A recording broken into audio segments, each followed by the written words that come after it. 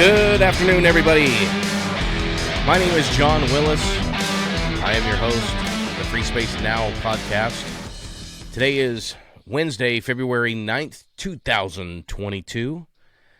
A lot of great stuff to cover today. Hope you're doing well. I'm a lone wolf today. Don't have any guests today. This is kind of a spur-of-the-moment show, so we're going to have a little fun. So a lot of stuff going on in the world today, but I didn't really want to talk about politics. We had Kylie Jean Tannehill on the show yesterday, and today what I wanted to talk about, there's a story on the Drudge Report coming from The Wrap, from TheWrap.com, where Entertainment Weekly and In Style magazines to cease publications with 200 layoffs currently underway. So as we see, print media is continuing its downward slope to utter destruction. First it started with the newspapers, and now we're seeing magazines quickly behind it. I mean, I don't even remember the last time I bought a magazine, do you? I think the only time I ever really bought magazines when I was at the airport, this is before I had an iPad. I would go into the Hudson News store at the airport, and I would buy just random stuff like Popular Mechanics or, Sports Illustrated or whatever it is. I mean, I would just, whatever caught my eye, I would grab the magazine and just flip through that on the plane. And now I just open up my iPad and watch movies and try not to get mask shamed by my flight attendant. So that's pretty much what I do on airlines now. But as we see here, Entertainment Weekly and InStyle, they're done. They're closing up shop, and this is pretty big news. I mean, it's 200 job losses, but these aren't just some little podunk magazines. I mean, these are pretty famous ones. Entertainment Weekly. In fact, I think I used to subscribe to Entertainment Weekly back in the day, back when it was somewhat fun to read. But I think this story paints a really good picture of what's really going on in the entertainment world right now, where we as Americans, or just globally, we really just don't care about Hollywood anymore. Am I wrong? I mean, there's only maybe 3 or 4 movies that I'm looking forward to that are coming out this year. I remember growing up as a kid, there was always awesome movies coming out. Awesome movies. And, whether it was Star Wars coming out or, a new Superman movie or a Batman movie, as you can tell what type of movies I like. Even a new Christopher Nolan movie. I'm a huge movie nerd. I mean, this brain right here is filled with some of the most useless information on the planet when it comes to cinema. And, for me, I just don't care anymore. I mean, I think we've gotten spoiled rotten with what we have. I mean, look at all the streaming services that are at our fingertips right now. I mean, you've got Hulu, Netflix, Prime, you've got Apple TV, Showtime, HBO Max. I mean, you have all these streaming services, even YouTube TV. Like, you don't even have to subscribe to satellite TV anymore. You just do it all through your streaming device, whether it's through Apple TV or through your Fire Stick or whatever it is, or Roku.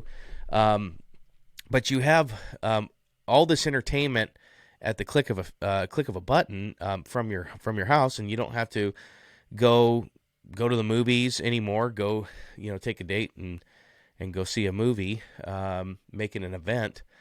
Don't really have to do that anymore. I mean, I used to go to the movies all the time. I was one of those AMC stub members. You all remember that, where you can just pay a monthly fee and just go show up and go to the movie whenever you want. And I'd sneak away during the day, middle of the day, because I've got a movie theater a couple miles from my office, and I'm like, I've got 2 hours to kill. I'm gonna go see a movie, and so that's what I did, and sit all alone by my widow self in the theater, like a weirdo. But I would just go watch a movie, whatever it was. And now I just really don't have that desire. I mean, to me, I'm like, man, I'd rather just watch it at my house. I mean, if you look at the type of TVs that are coming out right now, I mean, they're better than what you would see on TV or see at the movies. I remember last time I went to the movies, I went to one of those Dolby Cinema movie theaters that are supposed to be top of the line projector, Dolby Atmos sound. Supposed to be quite the experience. I thought it sucked. I was like, man, this picture's dark.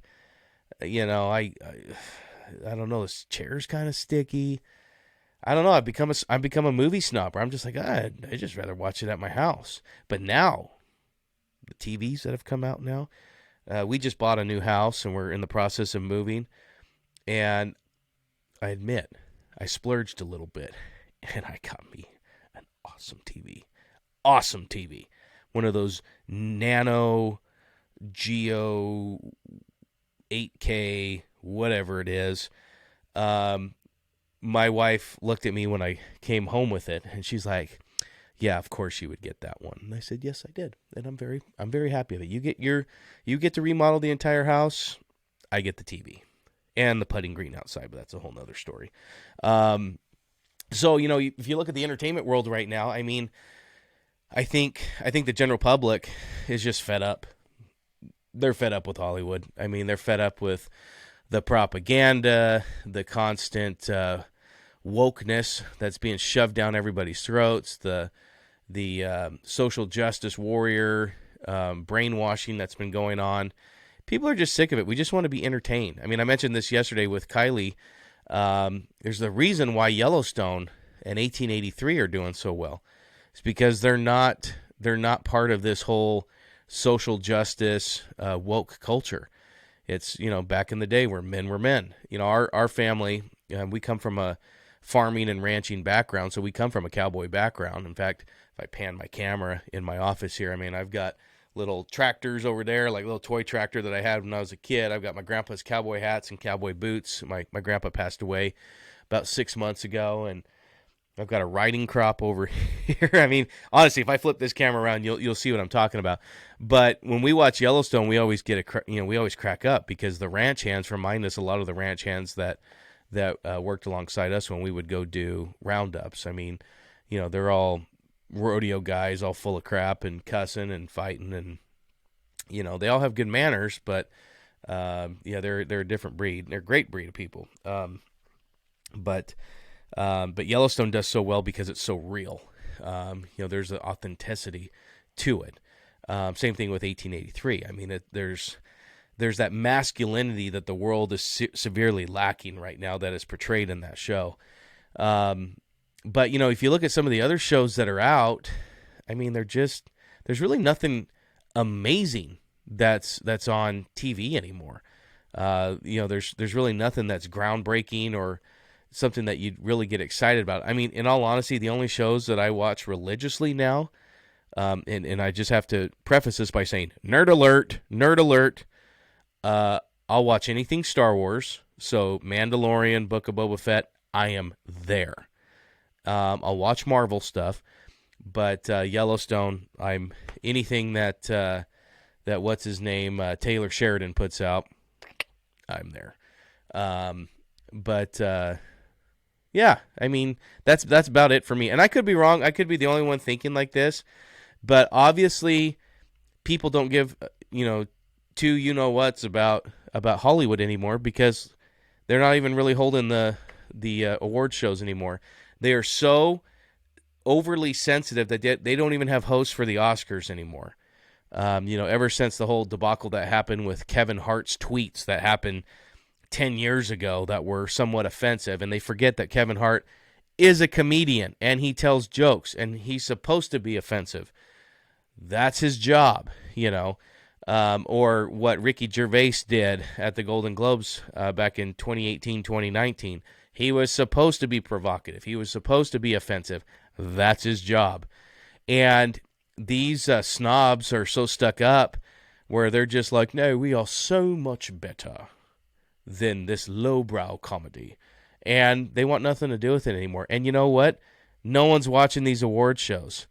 I used to hear people that would throw these Oscar parties. And I guarantee you not a dang one of you saw any single movie that was listed as Best Picture. You didn't know who any of the directors were because, they were all some foreign director with a name that was too hard to pronounce. And, you would every once in a while root for an actor that you actually recognized. You're like, oh, yeah, Leo. Oh, yeah, let's hope Leo gets it this time. Oh, Meryl Streep's there again. They had that open spot for who else are we going to offer this Oscar to? Oh, might as well throw Meryl Streep in there. But nobody watches these award shows anymore. I know I sure don't. I don't care. I really don't care. I mean, people are just so excited. Oh, man, I can't believe this picture won Best Picture. Who cares? Was it entertaining? Did it change your life in any way, shape, or form? Probably not. Who cares? Nobody cares. And now it's starting to show in Hollywood. And that's why you have magazines like Entertainment Weekly, which used to be one of the top entertainment magazines in the nation or in the world, gone. There's 4 other titles that were disappearing. Eating Well. Not me. I had Mexican food today, and it was amazing. Health, Parents, and People in Español. So those are the magazines that are disappearing with this shutdown. So Entertainment Weekly, In Style, Eating Well, Health, Parents, and People in Español. Personas de Español. So they're gone now. Well, are we going to miss them? No, because nobody reads magazines anymore. Unless you're at the doctor's office getting your gout looked at, or you're on an airplane and your iPad has died. That's the only time that you're looking at a magazine. So hearing this news is not surprising. I think also when you look at entertainment and how the entertainment world, how the woke culture has become even a cancer in that world, if you look at who they're attacking right now, who woke culture and cancel culture is going after, a few months ago it was Dave Chappelle. They were going after Dave Chappelle's latest Netflix special. And I have to give props for Dave because he didn't back off at all. I mean, they were torturing him. They were doing all sorts of things to try to discredit him and destroy him. And he's just like, I don't care. He goes, it's a joke. These are all jokes. This is my job. And now they're going after Joe Rogan. Joe Rogan, as we've spoken about previously, he is public enemy number 1 to cancel culture right now. And they're doing everything they can to destroy him. Whether by getting him kicked off of Spotify. That's their ultimate goal. If they can get Spotify's CEO to cancel his contract with Joe Rogan, that is a win in cancel culture. Why? Do they really care about the racist things that Joe Rogan said years ago? No, they don't care. Do they really care that he gave an apology last week? No. What they want to do is they want to shut him up, because he speaks against their narrative. And he has such a powerful voice, 200 plus million listeners and followers. He has such a voice. And what they're trying to do, and I could be wrong in that 200 million. I heard that somewhere. I could be way off. But then again, maybe not.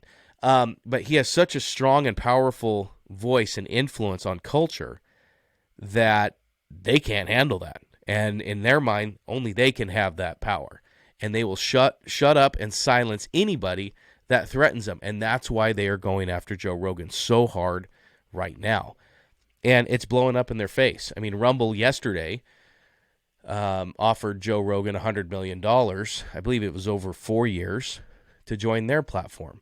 Man, I wish I had some Peter Thiel money over here at FreeSpace, because we would love to have Joe Rogan over here. I mean, Joe Rogan will always be safe over here. I just don't have $100 million. And I think my wife would be really mad at me if I did have $100 million and I gave it all to Joe Rogan. And she'd be like, honey, what about us? But yeah, I would love to have Joe Rogan over here. And you never know. He may diversify. One thing I can promise you, Joe, unlike the previous mistake that you made a couple weeks ago with another platform, we are not funded by China. And we do not scrape your Twitter followers and make people think that you have 8.3 million followers on a brand new platform. We don't do that. So we are China free here. We are 100% born and bred in the good old US of A. But cancel culture is definitely going after Joe Rogan right now. What's interesting, though, is you have Howard Stern, who now there's videos of him when he was doing blackface with Sherman Hemsley. I think it's his name, Sherman Hemsley from is it Good Times? Was that show he was on? It was before I was born, so I apologize if I don't know the name. But he used to be on All in the Family with Archie Bunker and all that. But there's a video of Howard Stern dressed up as Ted Danson when Ted Danson went blackface at an event. I think it was a Friars Club event when they were roasting Whoopi Goldberg, and that's when he was married or dating Whoopi Goldberg. And Ted Danson came out in blackface. Well, Sherman Hemsley, he was dressed as Whoopi, and Howard was in this video was dropping the N-word like crazy, and it was bad. I mean, it wasn't even funny. I mean, if you like that type of comedy, whatever. I watched it today. I'm like, it's stupid, not even funny. It's just the hypocrisy that we see though. Where you have Howard that went from being Mr. Libertarian, fight against the establishment, fight against the government that was trying to shut him down with the FCC when he was on terrestrial radio. And then as soon as he gets to satellite, he's completely unhinged. He can say and do whatever he wants. His shows are absolutely filthy sometimes, or most of the time. But then now he's become a huge, huge COVID Nazi. Where he is, like, some of the stuff he says just blows my mind. Howard is a well-documented germaphobe, and he's just been locked up in his house in the Hamptons, staying away from everybody, doesn't talk to anybody in public. He's afraid to get COVID. He's scared to death. He's completely brainwashed that he is going to die the second that he breathes fresh air. And he's decided to make everybody as miserable as he is. And so some of the stuff that he's come out and said has just been unbelievable. And it's sad because, Howard is the number one disc jockey of all time. I think he's going after Joe Rogan right now because Joe has taken that crown from him. Howard still has a huge contract at Sirius Satellite, but who's actually listening to him anymore? In my opinion, he's irrelevant. The only time I've ever listened to Howard, because I still to this day believe Howard is the best interviewer in history.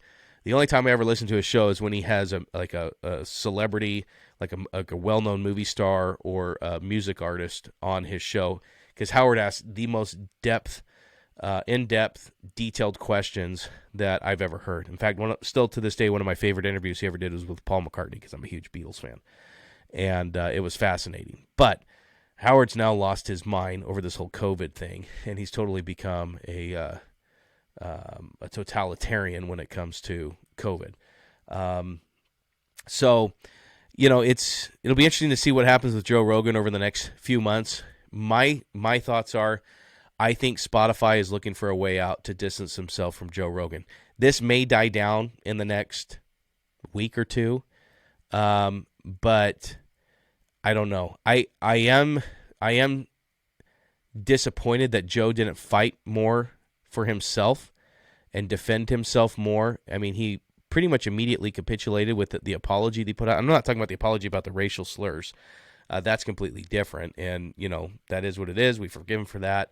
Everyone makes mistakes, but the apology for the content of his show, having Dr. Peter McCullough or Robert Malone on his show, and that's what really started this whole thing, where you have two very well-known doctors, one being the number one published and the most published physician in the world, and then the other one that created the mRNA vaccine, and they are saying something that's completely different than what dear leader Fauci is saying, or the CDC or the NIH. They have a completely different opinion and outlook of what COVID is, what the proper treatments are, and how these vaccines should actually be administered, or if they should be administered. And because they have a completely different opinion, they have to be silenced because it doesn't fall in line to what's going on. So I think this will probably either blow over or it will blow up. And if it blows up, if Spotify does ditch Joe Rogan, I predict now Spotify just signed their death warrant as a company, and within a year their company will be shut down because their stock will be gone, their investors will flee, and Spotify would just have made the dumbest decision that their corporate office could possibly think of by ditching Joe Rogan, the number one podcaster in the world. So very, very stupid on their part. So yeah, I mean, that's the entertainment world for you right now. I hope there's some good movies coming out here shortly. I know Top Gun's coming out. I'm always going to go see Top Gun, no doubt about that. As soon as they start playing some Kenny Loggins, highway to the danger zone, I am there. But any other movies coming out this year? I don't know. I think Mission Impossible 17's coming out. I saw an article the other day. They spent like $700 million on it because of COVID. It's probably all the lawyers they had to pay for when Tom Cruise was chewing everybody out. But I think that's the only other movie I'm somewhat looking forward to this year. Definitely Top Gun. No doubt about that. But what else is coming out? Oh, Batman. New Batman. Got to go there. My only fear about Batman, because it is Robert Pattinson. And you ladies, you love your team, what was his name on Twilight? I can't remember now. But I swear, if Batman comes out in the daylight and his face starts to sprinkle with diamonds like he did on Twilight, I'm going to be mad, and I'm probably going to start a fight with somebody. So that's all I'm asking is for Hollywood, please do not Twilight my Batman. That's all I'm asking. Do not Twilight my Batman. Other than that, it looks pretty cool. So that's all I got for you today, folks. I hope you're enjoying FreeSpace. We got a lot of great things coming up for you here shortly with the platform. We're going to have a lot of great guests here on the show as well as we continue to grow as a platform. We're trying to get a few big names on here, names that you will definitely recognize, names that are already on our platform right now. Just stay tuned because this is still a very new thing that we're doing with this podcast, but I hope you're enjoying it. Please share it with your family and friends. And please be sure to go to freespacesocial.app and send all your friends there so they can be linked to the various app stores to find FreeSpace Social. We also have some great announcements coming out in the next couple weeks with some new partnerships that we have put together, including one in the healthcare space, which will definitely change the way that healthcare is done. We think we have found the answer to the healthcare crisis, and so we want to be able to offer that to all of our users and to their family. So until next time, everyone, thank you so much for being part of our show, and I will talk to you all soon.